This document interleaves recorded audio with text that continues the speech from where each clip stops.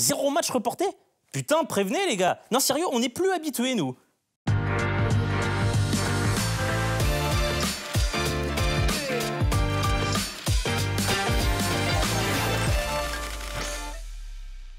Bien le bonjour à tous, chers footeux, je m'intitule JB Goupil, bienvenue dans le Bureau des Stats, l'émission qui vous dira tout, absolument tout sur les stats les plus insolites de la Ligue 1 Uber Eats. Au menu de cette troisième journée, un classico explosif, 25 buts marqués, 56 cartons jaunes, 9 cartons rouges, dont 5 juste pour PSG l'OM.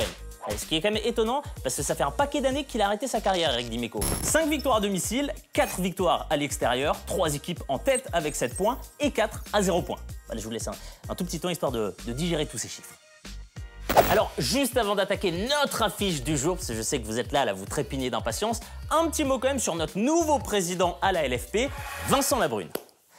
Ah, voilà, c'est fait. On avait dit un petit mot, hein, donc j'avais pas mytho. Ah, tweet de Jean-Michel Aulas. Je suis heureux que mon meilleur ami soit élu président de la LFP. Vincent, il est comme mon frère. Lui et moi, c'est à la vie, à la mort. Ils sont gainés, hein, les mecs, quand même. Hein. Mais revenons au football, au vrai, avec l'affiche du jour, le classico PSG-OM, le truc qu'on attend le plus, bon, juste après un but de Valère Germain, c'est le match qui déchaîne les passions partout en France. Les absents étaient au nombre de 4 côté parisien, avec Navas, Marquinhos, Mbappé et Icardi, 2 côtés marseillais, avec Morgan Sanson et Bounassar. Battu 1-0 à Lens, les hommes de Thomas Tuchel se devaient de réagir, surtout face à leur éternel rival, d'autant plus que cette semaine, les Parisiens ont réalisé un achat qui devrait complètement bouleverser la physionomie de l'équipe. Alors, c'est pas Messi, c'est pas Ronaldo non plus, mais c'est Alessandro Florenzi. Mais si, Florenzi, le défenseur italien. Parce que par contre, c'est vrai qu'il y a un truc que j'ai pas pigé, je vous le fais en 2-2. La Roma n'en voulait plus, donc ils l'ont prêté à Valence, qui n'en voulait plus non plus, donc ils l'ont rendu à la Roma, qui s'est empressé de le reprêter au PSG.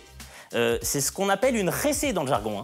Parce que là, visiblement, tout le monde se l'arrache, mon Alessandro. Hein. Même si, pour être honnête, ça a été certainement le meilleur Parisien du Classico.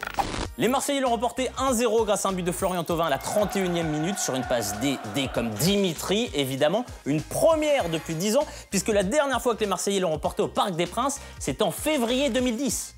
Kylian avait 12 ans. Mais la stat de ce match, qui ressemblait plus à un mauvais combat de MMA, c'est le nombre de cartons sortis par l'arbitre Jérôme Brizard, 17 cartons, dont 5 rouges. C'est-à-dire qu'à la fin, le match, c'était un faille. 6 cartons jaunes et 3 rouges côté parisien, 8 cartons jaunes et 2 rouges côté marseillais, c'est tout simplement un record pour un match de Ligue 1 au XXIe siècle. Mais surtout, la vraie info, c'est 0 carton pour Verratti. Wow. Rien que dalle, même pas une petite contestation. Alors, on n'a pas eu les stats sur les malléoles, mais clairement, il y en a un qui a mangé chaud, c'est mon Dimitri. Hein, on sent que la petite taquinerie sur la défaite en Ligue des Champions du PSG, elle est passée moyen, elle reste sur l'estomac. Donc Dimitri a eu droit à une ordonnance particulière de la part des Parisiens, à base de semelles vagabondes, de tacles à répétition et de coups d'épaule. Bref, du classique dans un classico. Alors, en exclu, on a réussi à se récupérer une toffe de Dimitri après le match. Et a priori, tout va bien. Nickel, le mec est en forme. Il aurait même réussi à récupérer les béquilles de Thomas Tuchel. Il me rend compte que le technicien allemand a su analyser avec bon sens et pertinence, puisqu'il a déclaré, je cite, « Mes joueurs ont été tout simplement exceptionnels. » Putain les gars, mais c'est quoi, c'est le Gorafi ou quoi? Qu'est-ce que j'ai dit avec les fake news? Eh bah oui, on vérifie parce que moi c'est ma crédibilité journalistique qui est en jeu. Ah bah oui, bah là, qu'est-ce qu'il y a? De quoi? Ah, il a vraiment dit exceptionnel? Mais Thomas, mais qu'est-ce qui se passe? Non, parce que même Rudy Garcia, il aurait pas osé, hein. Respecte, mec, quand même. À noter que le Paris Saint-Germain n'avait pas perdu ses 2 premiers matchs depuis la saison 84-85. 36 ans. Soit l'âge du fils aîné de Vitorino Hilton. Place maintenant au meilleur joueur de cette 3e journée, et c'est l'une des recrues phares du Stade Rennais qui l'emporte, Serhou Guirassy, qui a évidemment été élu homme du match. Non seulement le Rennais a été très bon tout au long du match, mais il a surtout inscrit 2 buts. Le premier à la 12e minute d'une superbe frappe enroulée, et le deuxième à la 39e minute grâce à un excellent placement. Après plusieurs saisons galères à Laval, Cologne, Lille, Auxerre et Amiens, le nouvel attaquant rennais d'1,87 m a été recruté pour 15 millions d'euros. Une belle somme pour cet ancien international U20 de 24 ans qui devient le premier Rennais à inscrire un doublé lors de son premier match depuis Youssouf Hadji en 2005. 15 ans donc, soit l'âge du petit-fils de Vitorino Hilton.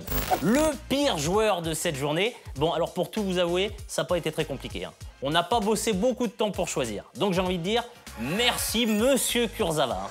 même si Paredes, t'étais pas loin, mon gars. Ah bah c'est bien simple, hein. Monlévin, il est rentré à la 84e minute pour remplacer Bernat. Il a joué 10 minutes, le temps de balancer un high kick à Jordan Amavi et de se récolter un carton rouge. Ah, du grand Kurzawa, hein. Pardon, mais Monlévin, tu veux bien juste nous rappeler ce que tu disais début juillet? Je suis arrivé, j'étais jeune, j'étais un peu plus foufou. Maintenant, c'est vrai que y a beaucoup de choses qui ont changé. J'ai eu un enfant, il y a beaucoup de choses dans ma vie qui ont changé. Et je pense que c'est ça aussi qui m'a permis de prolonger parce que voilà, j'ai gagné en maturité, je suis plus posé. Ah, la maturité, la fameuse, hein. Ouais, bah on a constaté, hein. Voilà, le BDS touche à sa fin, mais juste avant de nous quitter, ça va être à vous de jouer avec, vous le savez, les pronos sur les stats de la 4e journée de Ligue 1 Uber Eats. Alors, à votre avis, lors de la prochaine journée, le PSG va-t-il continuer à jouer le maintien ou va-t-il enfin afficher ses ambitions pour remporter le titre? La vie de la rédac, conscient de leur niveau de jeu exceptionnel, hein, selon Tourelle, les Parisiens ont décidé de gentiment hausser leur niveau de jeu à partir de la 9e journée. Dimanche à 15 h, les deux derniers du championnat, Strasbourg et Dijon, s'affrontent au stade de la Méno. Alors à votre avis, laquelle de ces deux équipes va enfin mettre fin à une série de 3 défaites consécutives? La vie de la rédac? Perso, j'en ai rien à foutre parce que j'ai promis aux enfants d'aller à l'Aquasplash. J'étais ravi d'être avec vous pour ce nouveau bureau des stats, ce BDS. On se retrouve la semaine prochaine et surtout d'ici là, n'oubliez pas que les stats sont au foot ce que Samuel est au football. Indissociable. T'es sûr qu'ils vont la comprendre celle-là? Parce que ça reste des footeux les mecs hein, quand même.